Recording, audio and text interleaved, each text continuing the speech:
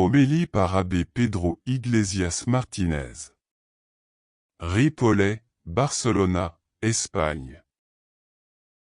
Seigneur, n'y aura-t-il que peu de gens à être sauvés?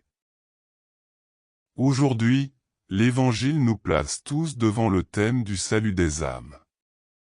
Ceci est le noyau du message du Christ et la loi suprême de l'Église, ainsi le confirme même le code du droit canonique.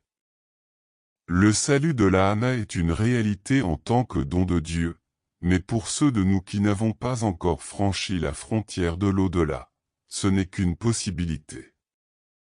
Nous sauver ou nous condamner.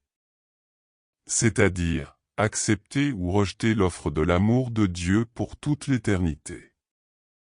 Disait saint Augustin, il devint digne de la damnation éternelle celui qui annihila en lui-même le bien qui put être éternel. Dans cette vie il n'y a que deux possibilités, ou Dieu ou le néant, car sans Dieu plus rien n'a de sens dans le monde.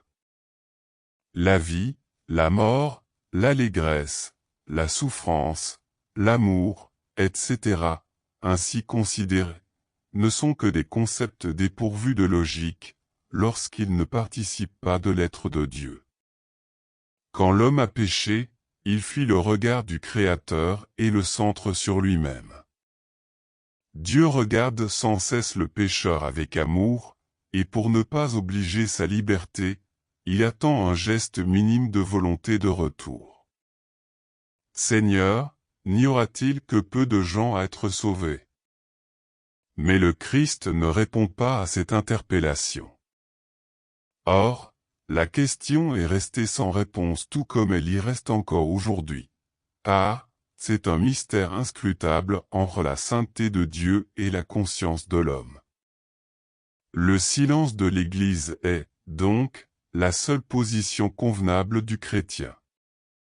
L'Église ne se prononce pas sur ceux qui habitent l'enfer, mais, en s'appuyant sur les paroles de Jésus-Christ, elle le fait sur leur existence et la réalité qu'au jugement dernier, il y aura de damnés. Et tout homme qui rejette cela, soit ecclésiastique ou laïque, il tombe tout simplement dans l'hérésie. Nous sommes libres pour tourner le regard de notre âme vers le Sauveur, et nous sommes aussi libres pour nous entêter à le rejeter. La mort pétrifiera cette option de notre âme pour l'éternité.